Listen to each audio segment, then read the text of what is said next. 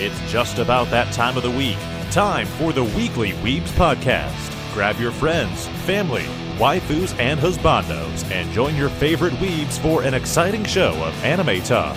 Hosts Crimson, Frenchie, Wigwiki, and Zario Machini will review and suggest shows, talk about news from the industry, and tackle some of the biggest arguments in the world of anime. It's the Weekly Weebs Podcast, starting now. No problem. Oh, okay. I'm so sorry. I swore I sent this to you. Okay, yes. In the original email, I don't think it was included, but that's cool. We're here. It's all good. It's all good. So tell me a bit about what we're doing today. Like, what's the focus of this? So we are on a live stream currently right now where we are raising money for suicide prevention. All the proceeds that we raised this month, because it's been a month-long fundraiser that we call Nerdvember for the month of November.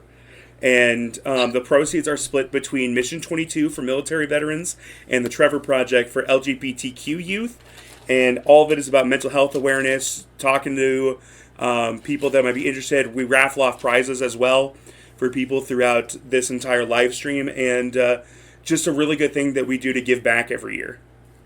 That's so cool. I had also literally just finished, I don't know if any of you are aware of Fastest Furs, but that is something that I recently helped host for as well, and we just finished raising money for Trans Lifeline. So that's awesome. You know, all working together for a great cause. I love that. Yeah. And for those of the people that are listening at home, our next guest is Sean Chiplock. You might know his voice from Tokyo Revengers, where he plays the indomitable Draken. If you're a fan of Breath of the Wild, he is the Deku Tree, as well as Rivali, Kinger from The Amazing Digital Circus, as well as voices in shows like Eden Zero, Subaru in ReZero, which is a show I just started and am absolutely loving so far. You have a lot of catching up to do. Season 3, every episode is better than the last. Like, I'm so excited for people. Season 1 has already hurt my feelings, and I'm like 5 episodes in. But yeah, it's so good to talk with you. We got a chance to meet you at Anime Iowa and been excited to chat with you a little bit more about your career and anything else you want to bring up. Man, I wouldn't even know where to start. I guess in relevance for this stream itself, I really enjoy what I do as a career because whether it's video games, whether it's anime, whether it's cartoons, you know, we're all looking to escape the stresses of real life at times. And that's not to say that, like, real life isn't allowed to be stressful, but, like, sometimes we can derive a lot of pleasure from, like, achieving something in a game or getting to share a passion about a show that we're really excited about. I'm sure any one of you could think of a show, a game, a movie that you experienced firsthand and then went to, like, a close friend of yours and you were like, oh my god, you have to check this out. This is so cool. I really enjoyed this part. Or when you're fighting the urge not to spoil something for them because you're waiting for them to experience it themselves. So as a voice actor, as a performer, I'm extremely grateful that I get to help bring those stories to life. When people are like, oh, I identify so much with Kinger because when Kinger is caught off guard by something, I don't just go, oh, anymore. I go, oh, you know, I say it like Kinger does. You know, those verbal tics or those gestures that we borrow from our favorite characters. It's just really cool to me to be able to foster a human connection because we are very social creatures. We're very social creatures. And I think it's extremely cool that when I go to conventions or when I get to go to social events or even among my own colleagues or interviews like this, even if I have not shared in your hobbies, even if I haven't shared in your life path, even if I haven't watched or played the game that you enjoy so much, if I happen to be a part of it as a voice actor, as a performer, then already we have this shared connection that we can delight in together, and I just think that's super neat. I have loved The Amazing Digital Circus and Kinger as a whole, the trauma that we get to kind of unlock with him in the Haunted House episode really makes you think different about his character and the situation that just all the characters are in. And you know, obviously they all have some sort of trauma, and the way you portray Kinger is really good, and it's made me very excited to see future developments with him. And the worst part is, like, I have people that go, Well, first of all, thank you very much for the kind words. I'm also extremely grateful for the team over at Glitch, especially Gooseworks, for knowing exactly what they need from me in my performance and working with me to get it. But also, I feel bad when folks are like, do you think Kinger will blank? Like, what are the next episodes of Digital Circus going to be like? And even if I did, or even if I was allowed to know, I don't think it would make any sense to me. The cast is not kidding when they say that we... There are multiple cases where the creators of the show have, like, snuck info to us about what's going to happen later in the series, only for that info to be completely wrong. Like, they are trolling us as much as they are the fan base. So I'm being genuine when I say we are all on this ride together because we don't know what's going to happen later on in the franchise. So what you're saying is that they are doing to you what George Lucas did to the rest of the cast outside of Luke and Vader for the reveal of Vader being his father. Pretty much, yeah. One of our viewers commented that they're excited to watch ReZero. They are about the same point, I think a little bit further than where I am in the series right now. Which is? Like 4 or 5 episodes in, but it's the double episodes on Crunchyroll. But they asked, what has been the coolest thing you've gotten to experience in voice acting? What is the coolest thing that I've gotten to experience in voice acting? Oh, man. Okay, for me, the part that I thought was really interesting was, so I'm a big Dynasty Warriors fan, at least the earlier Dynasty Warriors. I've heard that the newest ones are not as appreciated by the fan base for various reasons. I stopped after, Strike Force. Maybe 8. Right? Maybe so 8. For me, when I came back to voice Rivali and Teba, technically also the Great Deku Tree, but this is mostly about Rivali and Teba in Age of Calamity. First of all, the fact that I was a recurring voiced Zelda character was crazy enough in and of itself. But to then own the game, play it on stream, and hear my voice, my efforts, my battle sounds coming from the character that I was using to play a Dynasty Warriors style game was unbelievable to me. To this day, it is still unreal to me that, like, when Rivali's like, I've got this, cool down, like when he does like all of those smarmy phrases, that is me. And it was a real full circle moment of me going, oh my gosh, I'm actually voicing in the type of game that I enjoyed playing. So I would consider that to be the coolest moment for me personally. Hell yeah. Awesome. I think what's cool for me, ironically, I swear it's not because it's Rivali, it just happens to overlap. If I think about what might be the coolest thing outside of my personal experience, when I think about stuff that's probably happened, when I was really, really, really young, I remember whenever my parents would go to Toys R Us, I would kill time by just being over in the gaming section, usually playing on a Nintendo 64 kiosk, which usually had Ocarina of Time on it. So I remember being super young and ruining my neck, craning my head up to look at the screen while I was playing Ocarina of Time. And now, I think about if Nintendo has like a holiday setup or, whatever game store might have a kiosk for people to play on, there might be some young kid playing Breath of the Wild, encountering Rivali or Teba while his parents are shopping around, and that's my voice that they're hearing. You know what I mean? Yeah, that's awesome. That just gave me supreme nostalgia, and now I miss those days when I could just go over in Walmart or Best Buy and play demos of games. Or even McDonald's. Or GameStop. Yeah. Oh my gosh. Nostalgia. The good old days. So, back about 4 years ago now, we had the opportunity to interview, as one of our first guests, Michael Kovac. And I know he was also, very recently now, the voice of Jax in Digital Circus. And I know that they also have a bunch of other really incredible voice actors. What is it like working with the other voice actors at Glitch for this project and with Murder Drones as well? Just repeat that question one more time for me. What was it like working with some of the other voice actors with through Glitch for so Murder it was Drones interesting. and Circus? Yeah, it was interesting for me because I would say I'm a fairly established voice actor. I'm not going to call myself like a celebrity on the same realm as, Steve Bloom or Yuri Lowenthal, but I would say I'm a fairly established professional voice actor.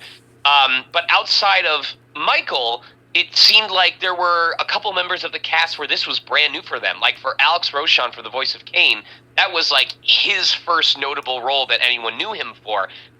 He nailed it. I know. Because, part of that, people really just knew him for doing, like, the Spamton parody posts and stuff like that. Melissa? And I'm trying to think, it's either Melissa or Marissa, and now I'm brain farting. Hold on. Yes, her? No. Hold on. I'm, Digital Circus. I know them mostly by their online handles, so, like, sometimes I mess up like this. No, you're good. Marissa, okay. So Marissa does a lot of directing work behind the scenes, but I haven't heard them a lot as an actress. Amanda, the same way. They had been working so extensively on Date Everything that I didn't know their work as an actress. Lizzie Freeman, I feel, is finally getting the attention that she really deserves. I feel like she's an incredibly talented individual who had gone under the radar of a lot of people for way too long. And then Ashley Nichols usually works as an animator, and in fact has said on public record that they were really afraid for the longest time about doing voice acting because they felt like people don't look for their voice type, and so the love that they have received by being a part of this franchise, I'm so grateful that they're getting the praise they deserve. Yeah, those shows are also just incredible. I loved all of Murder Drones. I watched it every week that it came out, the minute it came out. I've been enjoying every second of Digital Circus as well. It's been awesome. Very cool. So one of our other co-hosts is coming back from a family Thanksgiving right now, but he messaged and asked us to ask you for permission for him to get the Draken tattoo. Oh, sure, no one would mind. Oh, wait, is he asking me for permission? Yeah, I believe so, yes. All right, listen. If you want, anyone's free to get the tattoo, okay?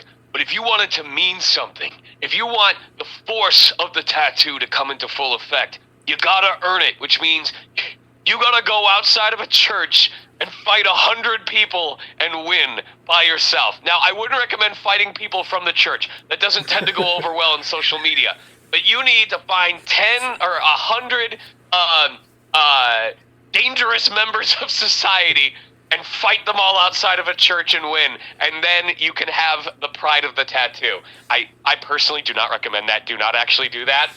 But in the spirit of the character, I feel like if you manage to pull that off, there's some latent power the tattoo holds that gets unlocked if you manage to do that.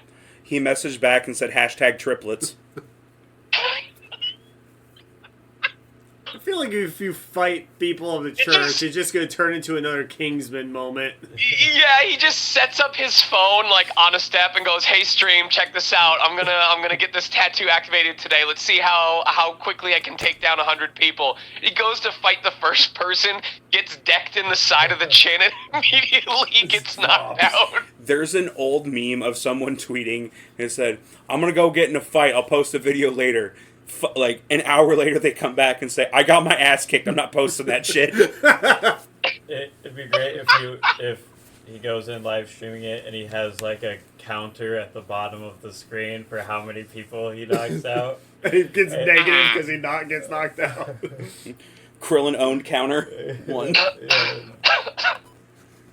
Oh my gosh. That's so funny. So you got to come to our little abode in Iowa over the summer. What were your thoughts? Was that the first time you'd come to Iowa before? I think, I'm trying to remember if it was Utah or Iowa I've been to multiple times. I want to say yes, that's the first. Which con was that for again? Anime Iowa. It was at the end of July. Oh yes, Anime Iowa was fun. I think that was my first time being to Iowa within any reasonable amount of time. Whether it's Iowa, whether it's Utah, whether it's Michigan, whether it's Canada, my favorite part of going to these events is like not only getting to experience the culture around there, but also the food. Oh my gosh. I love walking around like in the late evening if there are places open late and seeing if there are like bars or restaurants that I can try local cuisine from. So Iowa's was pretty interesting, and now I need to know. I need to know if I missed out or if I got it right the first time. What is the cuisine that Iowans like consider to be like their state specialty? A pork tenderloin the size of your face and sweet corn. Yep, that's pretty much. I don't think. Oh wait, that's right. The sweet corn kiosk was closed, but we did have the pork tenderloin. So I get half credit. Yeah, there you go. That's better than most people. Yeah. I will say, too, around the hotel that the convention takes place at, there's not a lot of, like, traditional Iowa places because that has been, like, gentrified a lot and built up.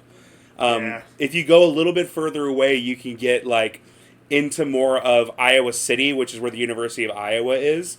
And that's where you can find more, like, not necessarily traditional, but a lot more... Like, quote-unquote, like, stadium-style food. Yeah. One of my favorites, it's a burrito place called Poncheros. It is Chipotle, but it won't give you E. coli. Oh, okay. I have a long-standing beef with Chipotle, because the one time I had it, it was terrible and made me sick. If you find yourself in Des Moines, you gotta have Zombie Burger. Yep, Zombie Burger's a good choice. And honestly, if you're in Iowa, you should probably get Bebop's. Wiki commented and said, you gotta have some of our ranch. Yeah. A ranch. You can get that. You know, I used to not be a big fan of ranch. I generally preferred blue cheese when it came to stuff like celery and wings, but ranch has its uses. That's fair. I can't argue with that. What about fries? What kind of fries are we talking about? Good question. They can all be dipped in ranch. We'll say, normal potato. We'll say like traditional, like crinkle cut or regular. Okay. Thin cut. Thin cut. Thin cut. I do like my fries crispy. I'm not gonna lie. Okay. Right on. Dip those in some ranch. You'll have a real good time. If it's a homemade home style ranch, so good. Buttermilk ranch, great. Oh yeah. Okay. Buttermilk ranch, pretty darn good. Not gonna lie. Really, I'm like either barbecue sauce or a chocolate shake if I have one. Oh, there you go. Barbecue sauce. Yep.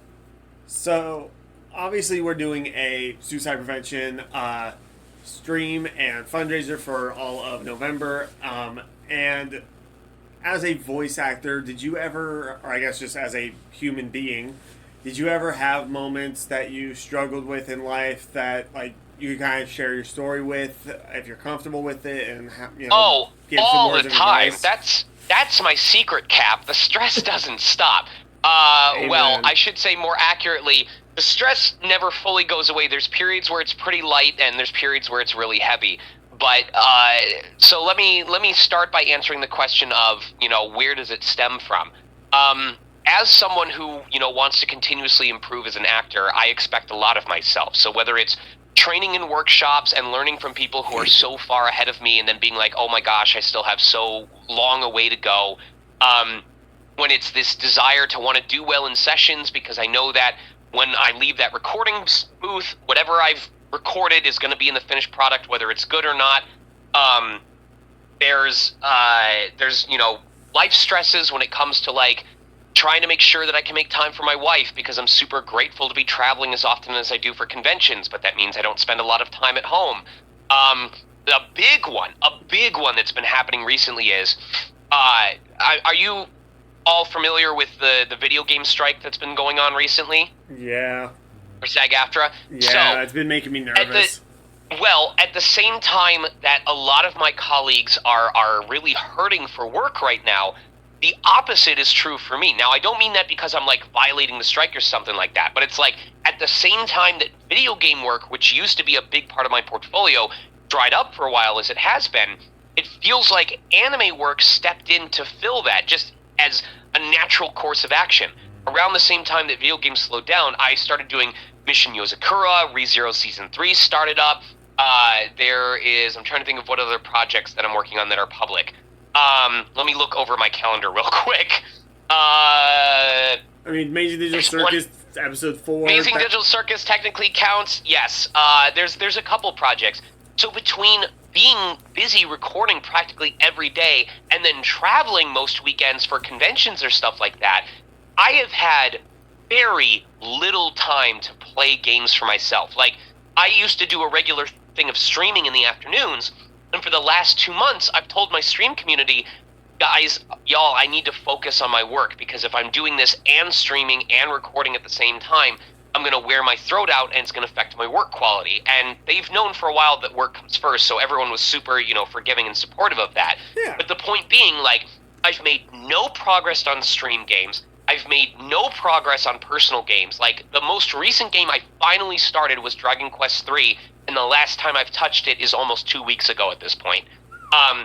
So that's a big point of stress for me as well, where it's like, we've got Astrobot out, we've got Metaphor Refantasia, which I am nuts about wanting to stream, and I haven't touched it. We've got the new Mario and Luigi game that came out.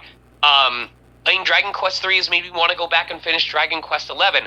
And just all of these games that people are enthralled by and enjoying. I saw a speedrun of Final Fantasy 16 happen the other day. It was all the DLC bosses run. And I'm just watching this game going, this is so gorgeous. The graphics in this are so cool. The animation, like, fluidity is so cool. And I never experienced it because I never had time to play the game when it came out. This could go on and on and on. But suffice it to say that even though I'm a working professional does not mean that all of a sudden, even though I would say I have financial stability that I'm incredibly grateful for, but it has not prevented me from having periods of stress. In fact, I wouldn't be surprised if I have an equal, if not greater amount of stress than some folks, because I'm always being like, oh, I have to make sure I'm here for this interview. I have to make sure that I'm ready for this community event. I have to make sure that I do well at my table this weekend. I have to make sure that I take care of my throat, because if I wear it out and then I go into my session tomorrow, I'm not going to do as well as I want to, and then I'm going to be even more stressed out. So the answer to that initial question is, yes, I absolutely have periods of stress or things that weigh me down emotionally. I'm sure the follow-up question that one might ask is, how do you cope with that? How do you handle that, or do you have techniques that you use in order to calm yourself down? I don't know if I'm the best guru for that type of coping mechanism, because for myself, I'm very much a workhorse. I find a lot of enjoyment in the work that I do, but I know that not everyone can find that kind of freedom through their work. And I also don't want to give the impression that the solution to being stressed out about work is to bury yourself in even more work. So what I impart upon people, what I impress is, make sure that you know what's important to you, and then don't be afraid to ask for it. So for example, my wife is a very physical touch-oriented individual. When she's had a really rough day, she just wants someone that can hug her, that can give her like a back rub or back scratches, that can play with her hair, that can cuddle her. That's how she finds her assurance.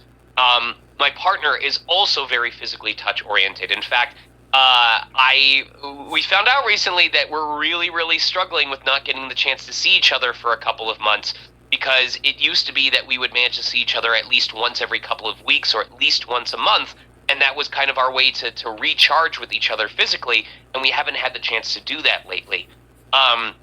As for myself, it can be little bits of my routine. Like, for example, there is a place called Hummus Republic that I go to pretty much every single day that I record in Burbank. And the reason is because I really like that food. I like that it's healthier for me than what I used to eat. It's kind of my wind down activity. Like, okay, you're done recording for the day. You go to Hummus Republic, you have a nice meal, you let yourself calm down. Part of where I get my relaxation, even though I work more often than I would say the average person does, is the mentality that I have is that I work hard so that I can play hard.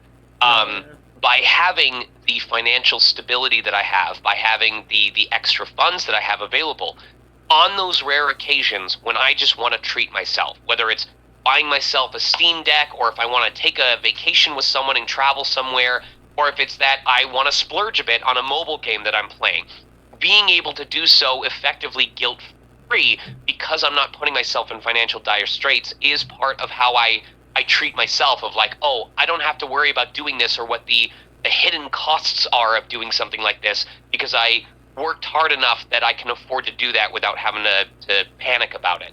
But I understand that comes from a place of privilege, so I'm gonna pull myself back, because I want folks listening on stream to be like, okay, well, how can I apply that to my life? Do not be afraid to ask for help when you need it. I say this as someone who is very reclusive, who is very introverted, who tends to feel like his problems need to be taken care of by himself alone, because it pulls back into that humans being social creatures sort of thing. We like helping each other out. We really do.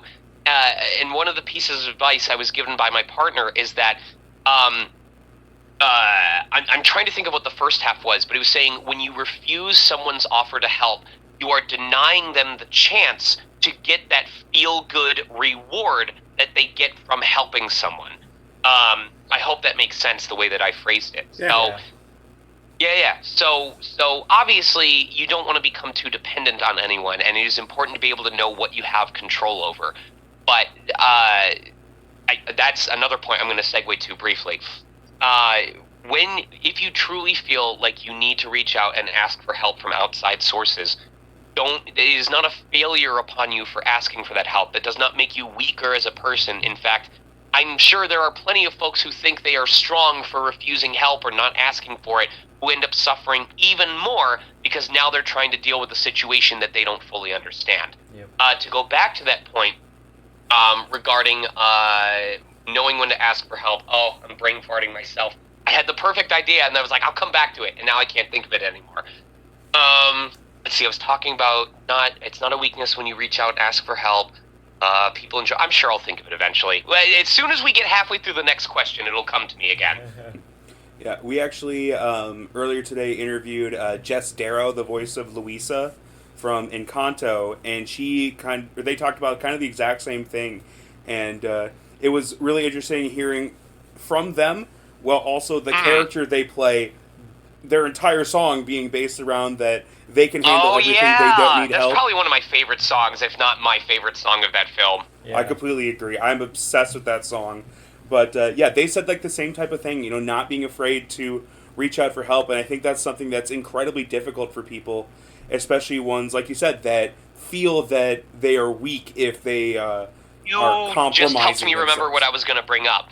One of the other big things that I feel like this might help folks who have panic or anxiety attacks in general is try to be conscientious of and acknowledge what it is that you have control over versus what it is that's outside of your control, so that you stop worrying about the things that you don't really have an influence on. A perfect example I can think of is when I recently found out that we have to take care of some stuff regarding our roof before we're able to continue our home insurance policy for the following year. And at first, my immediate reaction was, oh my gosh, why is this happening to me? I don't even know where to begin with this. Like, I'm not sure what to do. It was easy to fall into that spiral of panicking. But then I took a step back and I went, okay, well, we know that in order to renew the policy, we need to get this fixed. Okay, who can we talk to potentially get it fixed? So I reached out to a person I've worked with before who has done work on our roof, and I've been trying to engage them in conversation. They haven't been super responsive, but I'm going to try again on Monday and see what they say. And then in the meantime, I was like, okay, well, if that doesn't pan out, what are backups that I can do? So I reached out to colleagues that I knew or friends that have asked if there was anything they could help with before, and I've said, hey, do you have any recommendations for people who can do roof work? And at least one of them was like, oh yeah, I'll give you the info for this guy and you can reach out to him if things don't work out. So once I realized the things that I could prepare for ahead of time, the stuff that I did have immediate control over, and I focused on that, instead of panicking about the things that hadn't happened yet, it helped alleviate the stress, and it gave me an idea of what to do going forward so that I could take care of these things step by step. Damn. Yeah, I think that's one thing that a lot of people overlook is obviously not just the ability to ask for help, but the people around you that may legitimately have answers to your problem. I mean, that's one of the things we rely on with this stream and this fundraiser every year is we can't do it ourselves. We get help from our friends, our family. Honestly, we get a lot of donations from people we've never met before. And it's so incredible to know we have this community around us helping us. We can't do it without them. And there's a lot of things in your life that can seem overwhelming. But once you're like, okay, well, this person can help me with this person can help me with this. All of a sudden, even if it's small chunks, those are small chunks you don't have to take care of directly yourself. Right. Yes. I agree. And I mean, obviously, whether it's, it's your friends and family, it's your biker gang that are helping you fight 100 people in front of the church. Well, you prevent someone else from killing their older brother. There's so many things like that. So what about you? I feel like I've done an awful lot of gabbing, but I feel like it's important that we hear multiple perspectives in case one applies better to someone than another. So what about you? Where do your pain points of stress come from, and how do you manage them? I think Cole and I are very similar in the fact that we overwork ourselves a lot. Yeah, we really do. We overwork ourselves and then we break eventually. Because I'm the type of person that work my 40-hour to 45-hour a week day job. We do our podcast every week, as well as looking ahead to events like this, where I handle a lot of the scheduling of guests and handle our social media for posting interviews or even just memes to get some, interaction and content on our page.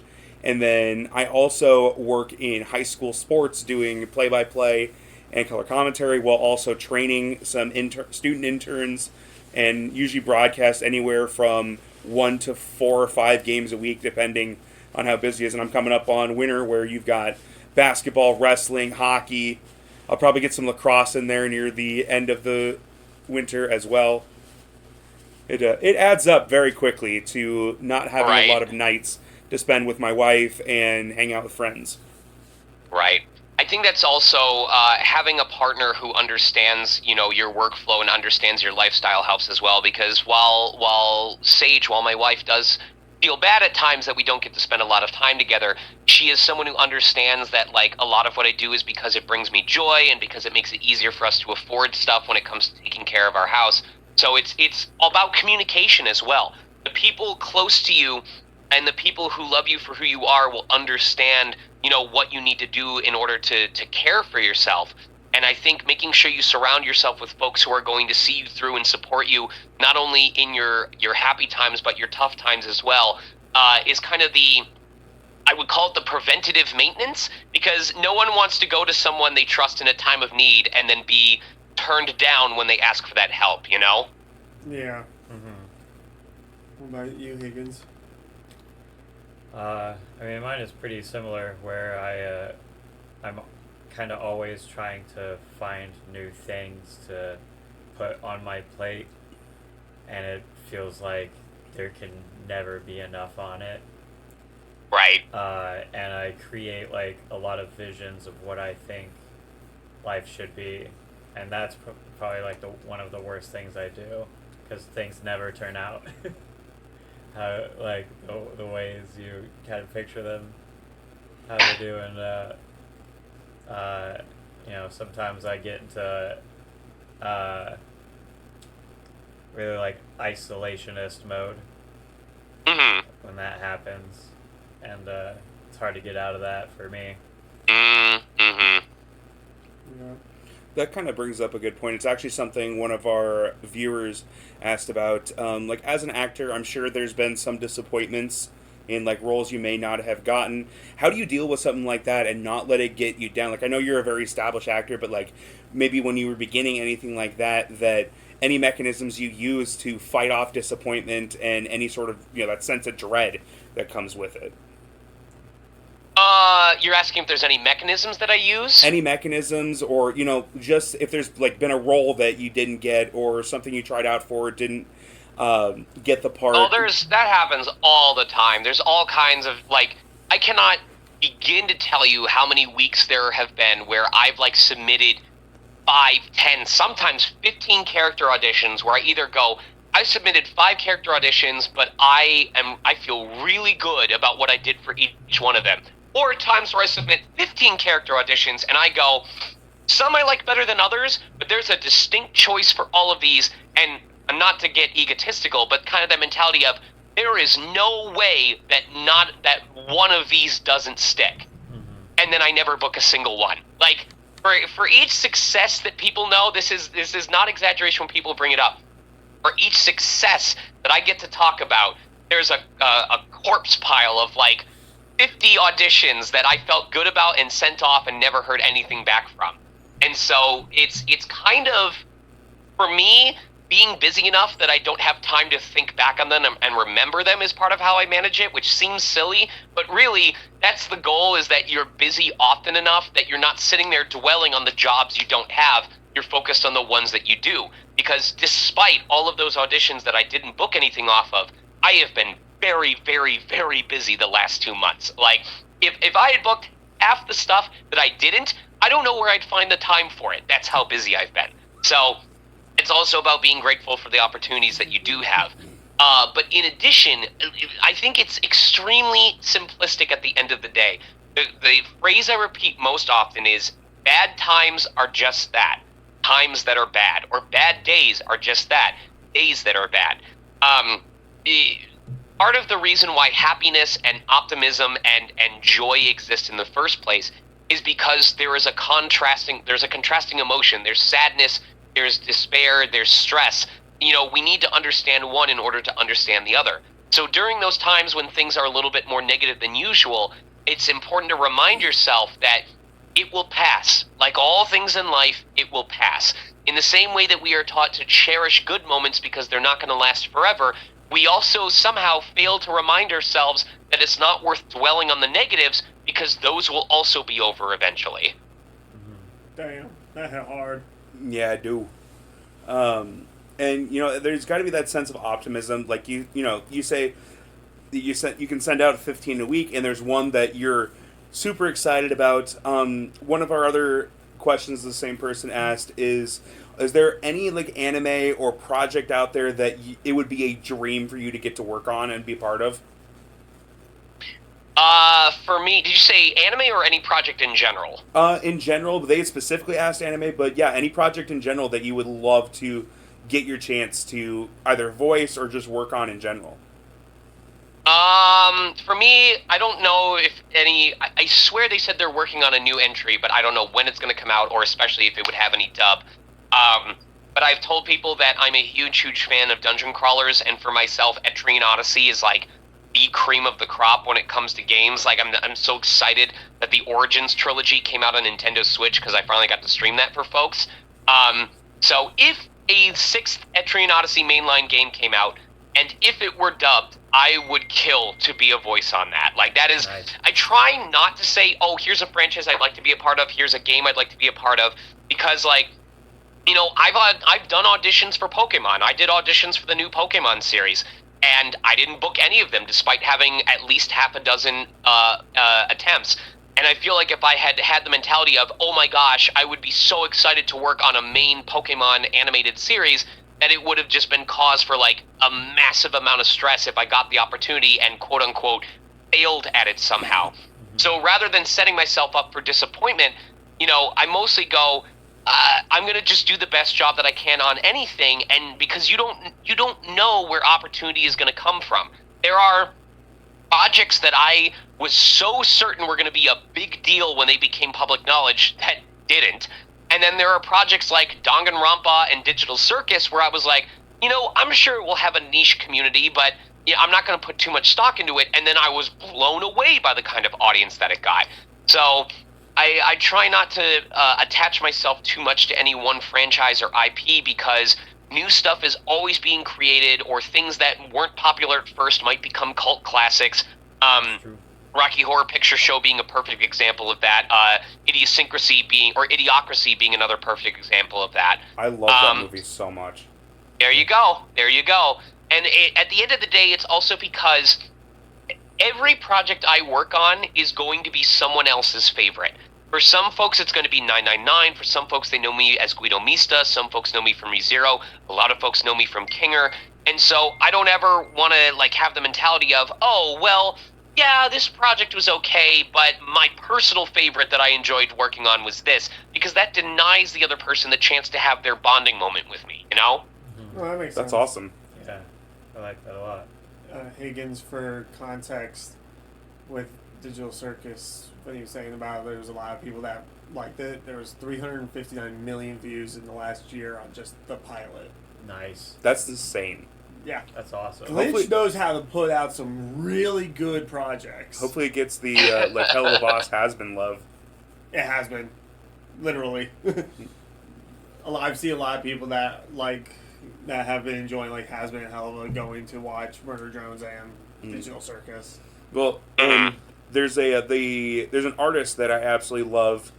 Their booth name is Chibitasm, and they do like little badges that you can put on, or keychains, or they have like little rugs and stuff like that. And they had characters from Digital Circus. They had Kinger. I got Jax, and I did see there was a Kinger one. Oh.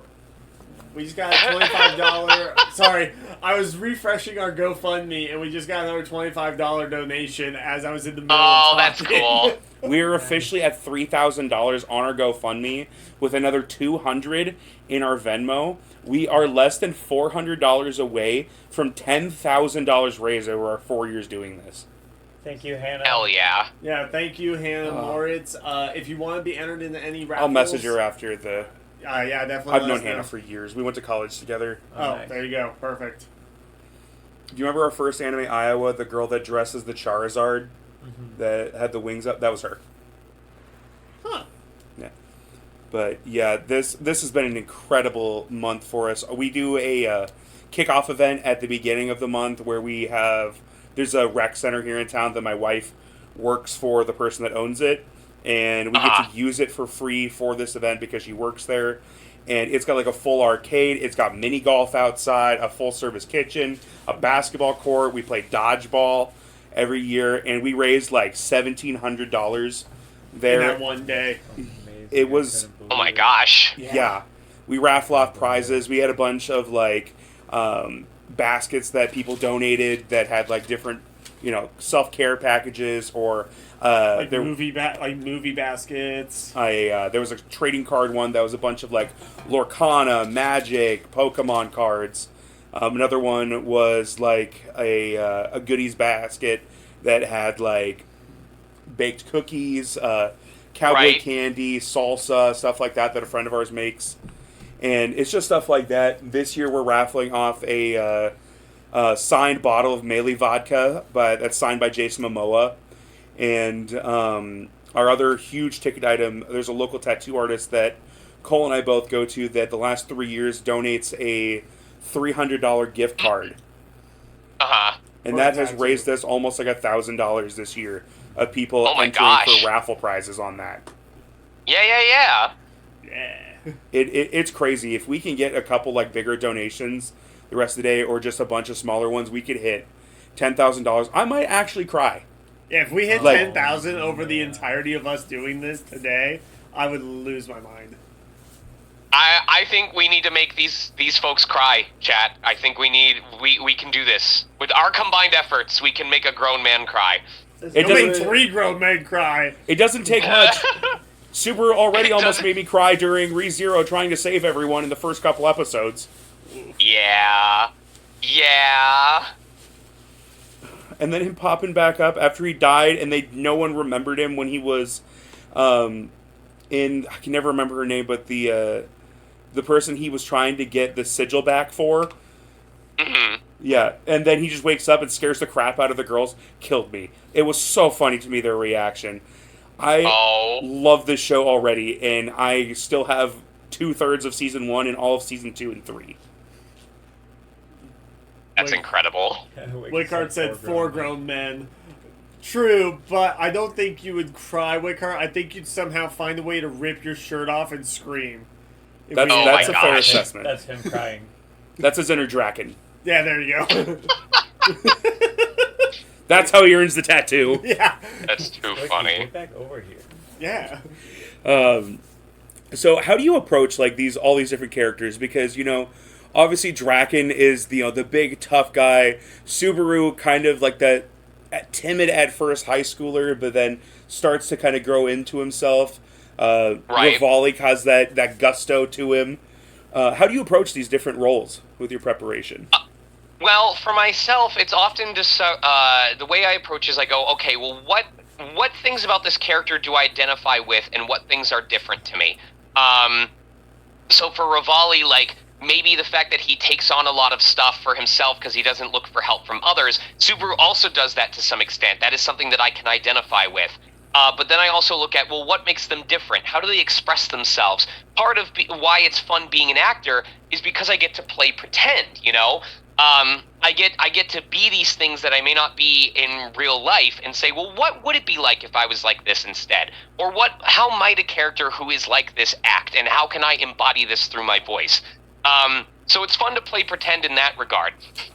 I also will ask questions. One of the biggest mistakes that newer actors make is that they don't ask questions about things that they don't understand. Like, they're afraid of coming off as not knowing everything, or they're worried that, like, the director's gonna go, well, I thought you were the actor, you should figure it out. When in reality, the writers, the engineers, the directors, they all have been looking at these materials a lot longer than we have, and asking questions about the project shows that we are invested, that we want to do a good job, that we care. And folks who have been living this project, living these characters for months on end, if not years, when you think about the development time of video games, are probably more than happy to info dump to someone else that wants to listen to them. So anything about a character I want to know more about or that I don't fully understand, I will ask questions. And the more I ask, the more I find out, the easier it becomes to make educated decisions. Obviously, there's different ways that you can explore each line, but if I know that a character has a short temper, or if I know that they are the opposite, where they are very afraid of creating conflict, that will help narrow down my choices in terms of how they would approach a situation. So instead of thinking of 20 different ways that a line can be said, maybe I'm thinking of 3 to 5 different ways that a line might be said. And then I just narrow it down to, well, which of these feels the most right to me? Why is that? When it comes to Subaru, there are many cases where I have told a director, like, let me try it this way because Subaru's motivations or the reason why he would say this probably ties back to this thing that happened in season 2. Or, for example, there was a part, there was a part where he has to boldly declare his name. And I knew going into it that even though I normally would go, my name is Subaru Natsuki, like put the emphasis on the last name, like to give it that punch, I knew in that moment I wanted to emphasize Subaru more than Natsuki because I understood that in season 2 he talked about how he felt like he was living in his father's shadow, that the family name was creating a lot of stress for him. So that having that knowledge made me go, in this moment he is claiming his identity as Subaru, not as a member of the Natsuki family, but he is announcing the fact that he is his own person and he is the one that is going to accomplish this for everyone. So I knew I wanted to emphasize Subaru more than Natsuki, and it came out exactly the way I wanted it to. Nice. Well, Sean, we want to say thank you so much. I know that you've got to run for streaming setup and everything. We can't thank you enough for joining us and coming out and joining us over the summer, too, at Anime Iowa. It was so great to talk with you and want to wish you luck in all your future ventures. Thank you. I'm always open to hearing what shows you're watching or stuff you're playing that I happen to be in and what your impressions are of it. The folks listening in chat, I want to remind yourself to be kind to yourself. Just because if you have a day that you take off for yourself, that is not a wasted day. As long as you are putting genuine effort towards the things that matter to you and towards the people that matter to you, that's really all we can ask of each other. And I want you to know, we have more time than we think we do. Don't use that as an excuse to put things off that you know that you are capable of. But I promise you, as a working professional, there are days when the most successful thing I can accomplish for myself is remembering to eat before I go back to bed. And it's okay to have days like that. The most important quote that I have learned from someone very close to me is, You have to be capable of loving and supporting yourself before you can love and support others. Because if you try and give your energy to everybody else and none of it to yourself, you're going to run dry or you're going to make yourself sick, and then you're not in any position to be helping anyone, and then everyone suffers more for it. So make sure that you are looking after yourself before you turn around and try to give some excess to others, because everyone, including yourself, will be better off for it. That's awesome. Well, thank you so much. We look forward to talk with you again in the future, and hope you have a great rest of your day. Thank you, yourself as well. Thanks for having me on. Bye. Bye-bye. Thank you so much for tuning in to the Weekly Weebs podcast. We'll be back next week with more exciting anime talk. Make sure to join us every show to stay up to date with what's going on in the world of anime. We'll catch you next time.